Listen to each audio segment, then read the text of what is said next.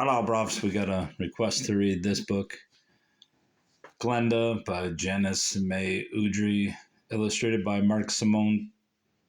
A refreshingly different story about a most unusual witch. Glenda is nasty and witchy and very, very funny. This is a pocketbook. A witch at school. Glenda the witch wanted to try something different, so she changed herself into a little girl and went to school. Glenda decided to outdo everyone and everything. She brought the prettiest flowers for the teacher and wore the most magnificent costume for the play. She outdid everyone in nasty tricks, too, spilling paint all over one girl's dress and putting a spider in the hair of another. Sometimes Glenda's best efforts backfired. Nobody liked the cookies she baked for school, 2 batches, one purple and one green, flavored with little crunchy beetles. With Glenda around, no one knew what was going to happen next. The story bubbles with fun. Glenda was originally published by Harper & Row Publishers. Let's see.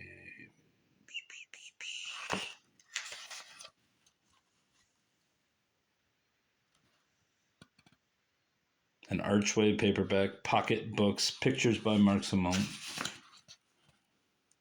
Harper & Row edition, published 1969. Archway paperback edition, published October 1979.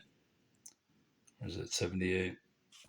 As you can see, the spine is very tight, and the book's almost like brand new, so do not plan on laying this flat, so it may be difficult to see the illustrations, but I don't want to ruin the book. Glenda Glinka, Chapter 1.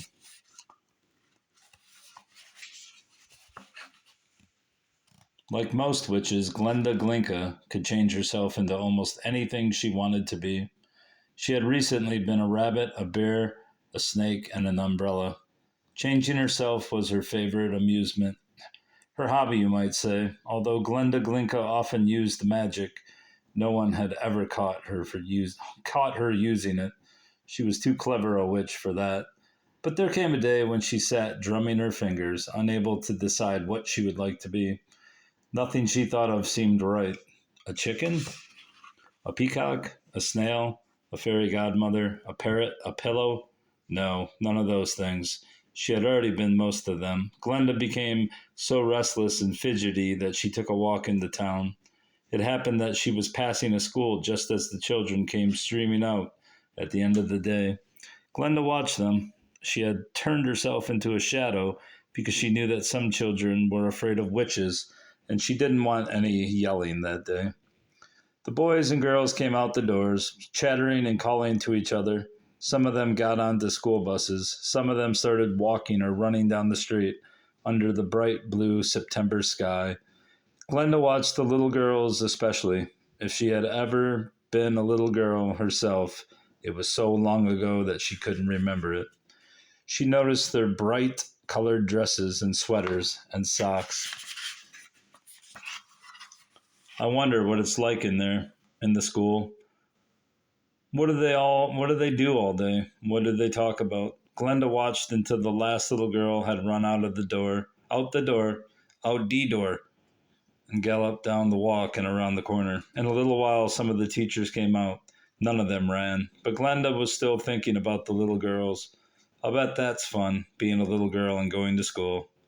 I believe I'll try it. That's something I've never been that I can remember.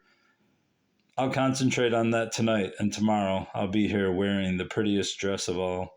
Cackling happily to herself, Glenda the shadow left the tree she had been leaning against and tried skipping down the walk as she had seen some of the little girls skip.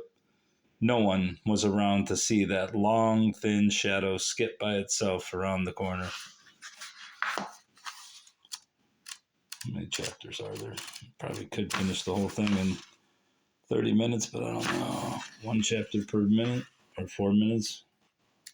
What do you think? 82. How many chapters? What chapter is this? Chapter 12. That'd be 48 minutes. I don't think so. Well, you're going to get it in chapters just because that's how it goes.